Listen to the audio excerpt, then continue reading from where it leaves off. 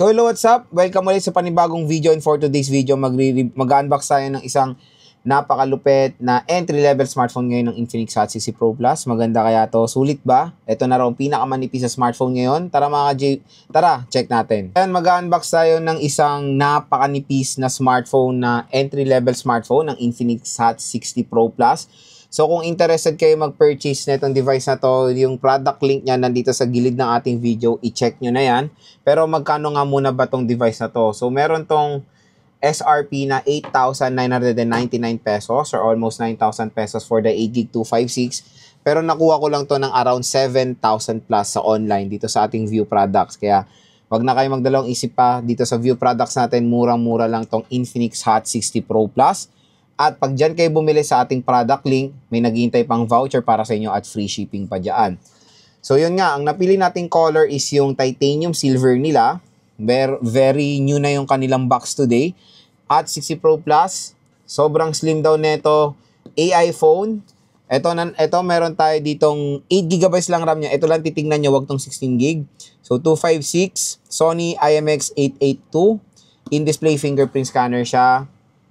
Ayan. Sa likod naman, ito yung mga ibang specifications niya. Maganda dito, beyond 1080p ang kanyang resolution. So 1.5K resolution siya with the new chipset na MediaTek Helio G200. At maganda nga yung camera na ito. Very interesting. 50 megapixel Sony IMX882. So open na natin to. At syempre, nung na-receive natin to sa online, inopen natin for security reasons din. Para hindi kayo mangamba, dyan na kayo bibili sa View Products natin kasi dyan ko binili itong Hot 60 Pro Plus natin. So, open na natin. So, ito yung smartphone na maganda dito. Corning Gorilla Glass siya.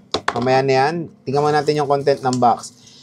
So, meron tayo dito kasamang hard case, which is sobrang less lang yung protection niyan. Meron tayo ditong user manual, SIM eject tool, license siya ni Qualcomm. So, it's not a Qualcomm Snapdragon chipset ha. Yung Qualcomm, meron siyang dito, Qualcomm technology dito sa Infinix Hot 60 Pro Plus. So, meron tayo ditong leaflet. Ayan. For the tempered glass, so may free tong tempered glass, hindi siya nakalagay. Nilagay ko na rin siya. Mamaya papakita ko sa inyo yung tempered glass niya. So, ito yung Type-C. And of course, yung 45 watt fast charging brick ng Infinix. So, yun lang naman yung content ng box. Very simple lang. Ayan. Siyempre, next, let's proceed to the main event, yung smartphone mismo. Yan lang siya. So, ito na ang Infinix Hot 60 Pro Plus. Tanggalin na natin siya sa kanyang plastic. So, ito yung titanium silver nila. Ayan. Ito na. Napakanipis lang po. Tingnan nyo naman, mas manipis pa to sa ballpen or sa lapis. Super duper slim. Ngayon lang ako nakahawak ng ganitong kanipis sa smartphone, to be honest. Kasi mas manipis pa to sa mga Samsung Edge na na-try ko. Ayan, no. So, there's a rumor na kasing nipis niya daw yung iPhone 17 Air, yung lalabas ngayon na 17 Air, or baka mas manipis pa nga ito. So, meron tayong triple rear camera setup, pero based sa kanyang specification sa camera, ang useful lang na camera dito is yung napaganda niya na Sony sensor. Ito. So, parang siya, auxiliary lenses lang to. I don't know kung anong purpose ng dalawang yan, pero ang pinaka-main dito is yung 50 megapixel Sony IMX822 niya. Napakalinaw ng camera nito. So, meron tayong flash dito. At hindi po ito plastic. It's a fiberglass back cover na very new sa entry-level smartphone. So, syempre, fiberglass meaning light material. Kaya sobrang gaan lang netong Infinix Hot 60 Pro Plus. So, ayan yung frame niya. Napakanipis din. Overall matte finish. Wala pong any glossiness dito sa smartphone na to. And dito sa right side niya, nandito yung power button and yung volume rocker. Sa taas naman ng smartphone, meron tayong microphone. At sound by JBL ito. Meron tayong secondary speaker grills dyan. Sa baba naman ng smartphone is the SIM tray, microphone Type-C port at yung speaker grills niya. Ito na, kinabit ko na yung tempered glass niya. Medyo kakaririn nyo talaga yung paglagay ng tempered glass.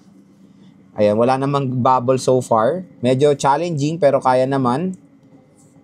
So, yon. Open na natin itong si Infinix Hot 60 Pro Plus. So, habang nag-open siya, lagay natin yung kanyang hard case. So, yung hard case niya is just a temporary case para sa smartphone nyo kasi wala siyang any protection sa gilid. Ayan, no?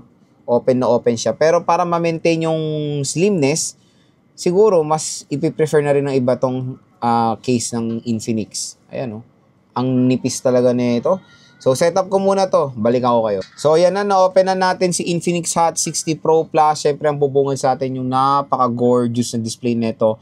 1.5K AMOLED display. And siyempre, 144Hz screen refresh rate na po itong device na to.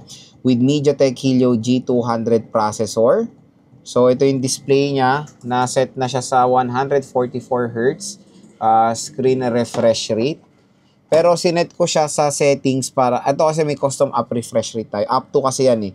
Kaya iba, naka 60Hz, naka 120Hz. So, itong settings natin, naging 144Hz para ma-feel natin yung pagka 144Hz niya. Sobrang smooth. Tingnan nyo naman, no? About phone, yan nga, huwag kayo malilin lang. It has 8GB of RAM lang to with an extended RAM.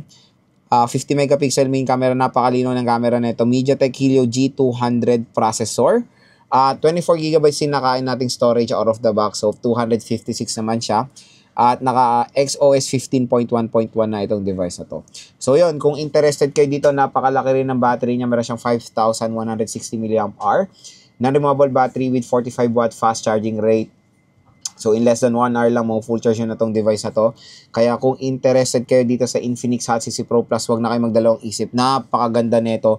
Biruin mo 7,000 to 8,000 pesos lang itong device na to. Pero flagship level na yung material na ginamit or yung specifications na makikita rin natin dito sa smartphone na to. So, kung interested kayo, ayan, yung link niyan, nandito sa view products natin. I-click nyo na kung gusto nyo makabili netong napakaganda, very premium looking na Infinix Hot 60 Pro Plus. At sobrang mura lang po nito.